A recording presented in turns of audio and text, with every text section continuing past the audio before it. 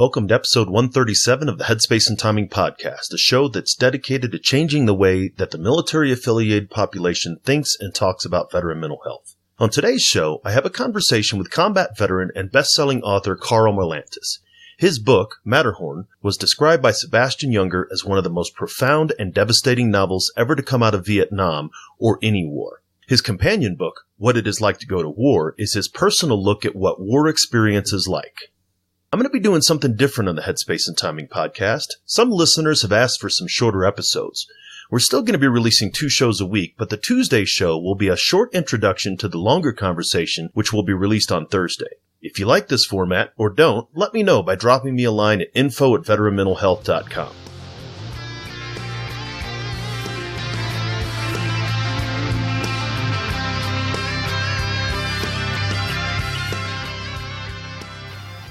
You're listening to Headspace and Timing, where we're trying to change the way that we think and talk about veteran mental health.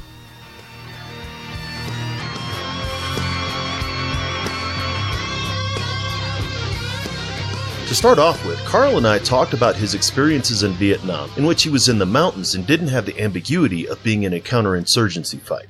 He talks about his outlook on and the impact of 19 and 20-year-old soldiers stuck in these ambiguous situations. It was absolutely, if you could identify it as someone that wasn't your side, you could shoot. If you can't send a military organization into an environment where they can't act like a military organization, then maybe you ought to be thinking about sending in the State Department or the police force or something like that. We've been misusing our warriors. They're young. They're 19, right? I mean, putting them in these moral dilemmas where they're trying to figure out whether to pull the trigger or not. And then with the fear of getting court-martialed if they make a mistake, I'm just going like, you've got the wrong people there. As I've said on the show before, Vietnam veterans often had to hide the fact that they served because they didn't want to get the backlash. Here, Karl gives an illustration of how far many Vietnam veterans went to avoid talking about their service, and how some of Karl's peers feel about it now. We had really close friends, my wife, my first wife, and had been in college with this other woman, and so they knew each other from college. And we were both married couple, and our kids about the same age. And Barry was the man's name. He and I coached the soccer team together, and we'd pick the kids up after school. We'd switch off. We'd have overnights. And after about 6 or 8 years, the wives were talking and found out that Barry and I were both Marines in Vietnam. That's how underground the Vietnam veterans went because of that horrible reception. Now, the country has learned from that. And I've had many, many people come up to me and say, I don't know what was going on. Why did we behave that way, non-veterans? We went kind of cuckoo, and the country did. And it was just casting their darkness onto these young kids.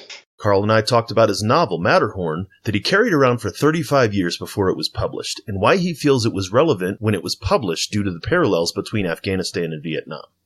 The first draft of Matterhorn was done in the 70s, and no one would touch it. I couldn't get a single person to even read it. I'd get letters from agents or publishers in New York saying, we lost that war. No one wants to hear about it. We couldn't sell this book to save our souls. And it took 35 years before it got published.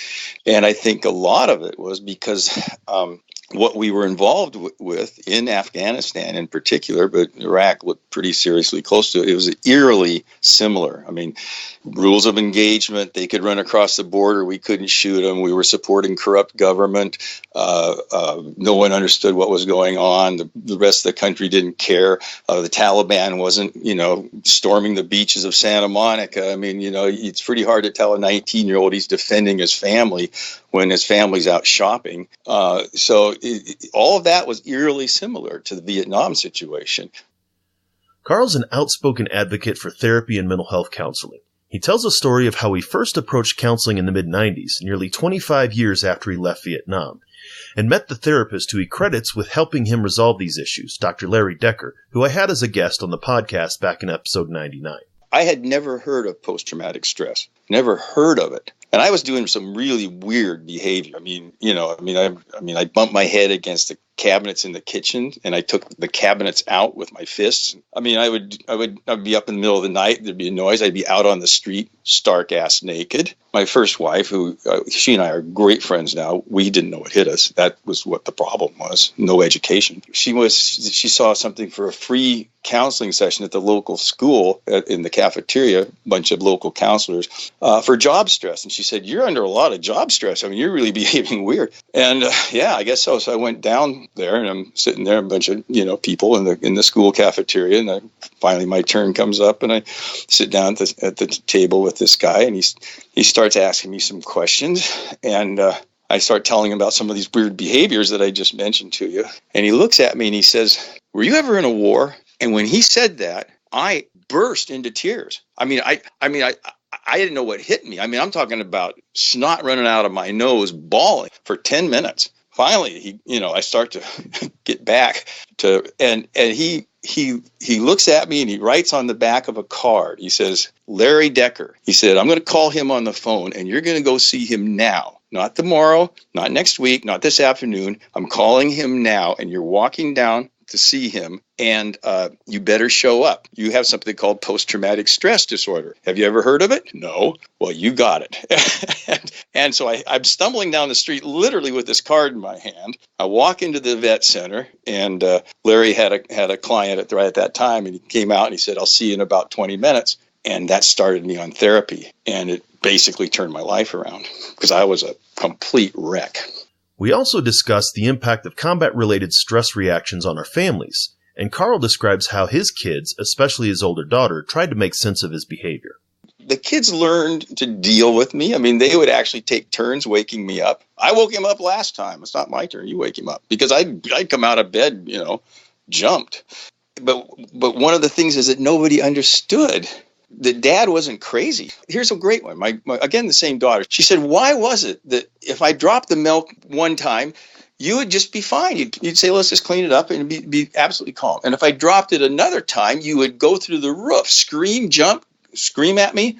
And I went, "It's because if you dropped it in front of me, I was fine. If you dropped it behind me, it set me off because of I was right back into the combat situation and I wasn't thinking anymore." And if you could just tell the kids, Dad isn't crazy. If you scare him or startle him, that triggers something in his brain which has been changed because of combat, and this is the result. Don't do it. Or if you do it and he goes off, you can make a joke about it. It's not, don't get so serious about it. Just understand it. And finally, he has some particular advice for clinical mental health counselors who are working with therapists, and for veterans who feel like they can't talk to anyone who hasn't been to combat. I think just for therapists out there that you are no less effective because you don't understand, quote unquote, what it's like to be in combat. Nobody understands what it's like to be in combat except the one guy who's talking to you. I mean, the people who've been there understand it, but that's very, very few people. What they're looking for is someone to listen to them, someone who's safe to talk to, someone who reaches them as an individual. That has nothing to do with combat. I mean, what therapists give to everybody, but certainly to veterans, is that ability to just sort of unburden your soul. And then have somebody who doesn't have your particular, peccadillos and irrationalities point out paths to you that you might not have thought of. And or maybe your thinking's just a little confused on this issue. And that doesn't take any understanding of combat. It goes two ways. I mean, combat veterans, and believe me, I'm one of them, have a kind of a disdain for people that haven't been there. That gets in your way too. I mean, if you want to rejoin society, you got to get off of that high horse.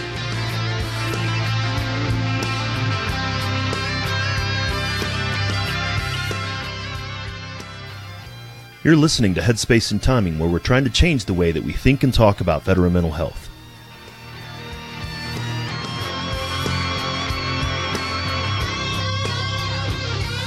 This was a great conversation, and Karl and I talk a whole lot more in the longer conversation. We go a lot more in depth about his experiences returning from Vietnam, his thoughts on the responsibility of a nation for the conduct of its warriors, and his latest book, Deep River, which is on bookshelves now. If you want to get the episode when it comes out, hit subscribe on your podcast player of choice or check it out at veteranmentalhealth.com/HST137. Just a reminder, the guests and information on this show are for informational purposes only and not meant to be considered professional advice. Thanks for joining us. I appreciate you taking the time to listen. Finally, remember, veterans, you're not alone. Ever.